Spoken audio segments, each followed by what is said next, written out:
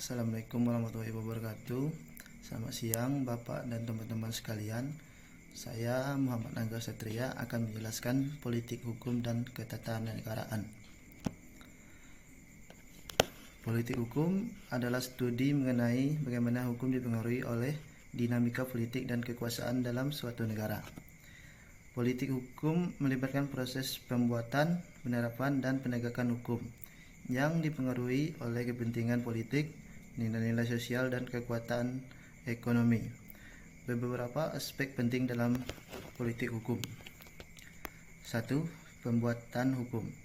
Proses legislasi yang mencakup bagaimana undang-undang disusun, dibahas, dan diusahakan oleh badan legislatif.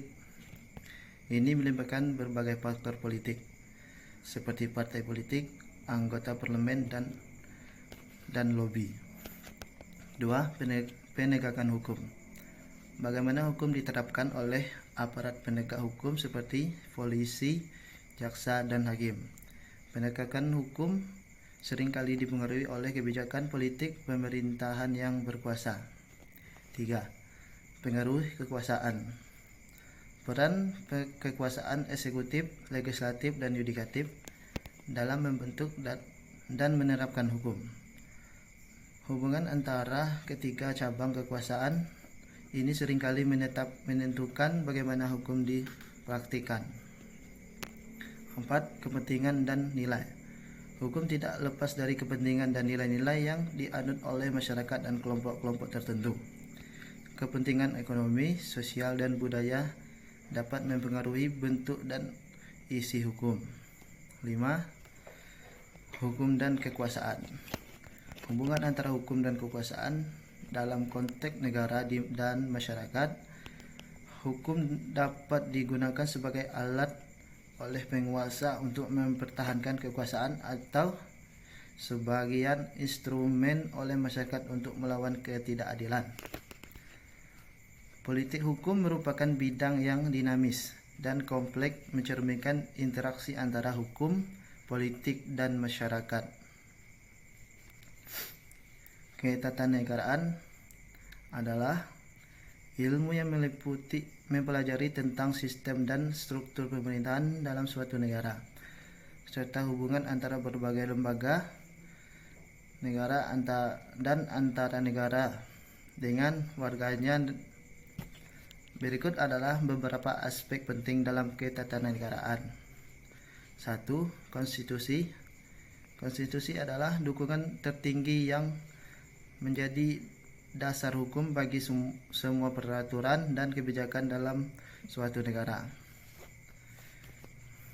Konstitusi menetapkan struktur pemerintahan, hak dan kewajiban warga negara, serta prinsip-prinsip dasar yang harus dijalankan oleh negara.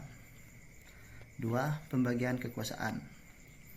Prinsip yang membagi kekuasaan negara ke dalam 3 cabang utama, legislatif, eksekutif, dan yudikatif. Tujuannya adalah untuk memastikan adanya mekanisme check and balance, sehingga tidak ada cabang kekuasaan yang mendominasi. Legislatif.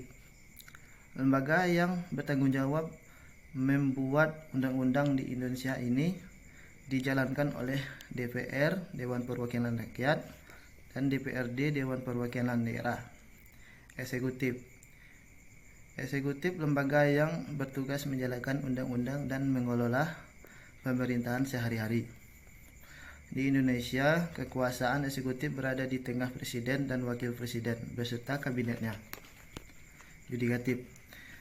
Lembaga yang bertugas menegakkan hukum dan mengadil pelanggaran hukum di Indonesia. Kekuasaan yudikatif dijalankan oleh Mahkamah Agung dan Mahkamah Konstitusi. 3. Sistem pemerintahan. Bentuk dan pemerintahan diorganisasi oleh dan dijalankan seperti sistem presidensial, parlementer, atau campuran. Indonesia menganut sistem presidensial, di mana presiden berperan sebagai kepala negara dan kepala pemerintahan. desentralisasi dan otonomi daerah. Kebijakan yang memberi kewenangan lebih besar kepada pemerintah daerah untuk mengatur urusan mereka sendiri. Dengan tujuan meningkatkan eksistensi dan representativitas pemerintah terhadap kebutuhan lokal. 5. Hak dan kewajiban warga negara. Prinsip-prinsip yang mengatur hubungan antara negara dan warga negara, termasuk hak-hak dasar seperti kebebasan berbicara, kebebasan berkumpul dan untuk mendapatkan pendidikan, dan kewajiban untuk mematuhi hukum. 6. Proses demokrasi. Mekanisme dan prosedur yang menggunakan partisipasi warga negara dalam mengambilkan keputusan politik, termasuk pemilihan umum, referendum, dan partisipasi publik dalam pembuatan kebijakan. 7. Lembaga-lembaga negara. Struktur organisasi dan fungsi berbagai lembaga negara yang menjalankan pemerintah, seperti presiden, parlemen, lembaga peradilan, dan serta lembaga independen lainnya, seperti Komisi Pemilihan Umum (KPU). 8. Prinsip-prinsip hukum. Konsep bahwa negara harus dijalankan berdasarkan hukum yang adil dan diterapkan secara konsisten dengan tujuan melindungi hak asasi manusia dan menjamin keadilan bagi seluruh rakyat Indonesia. Ketatanegaraan dalam bidang yang luas dan melibatkan berbagai disiplin ilmu termasuk hukum, politik, sejarah, dan sosialisasi untuk memahami bagaimana negara berfungsi dan bagaimana hubungan antara negara dan masyarakat diatur.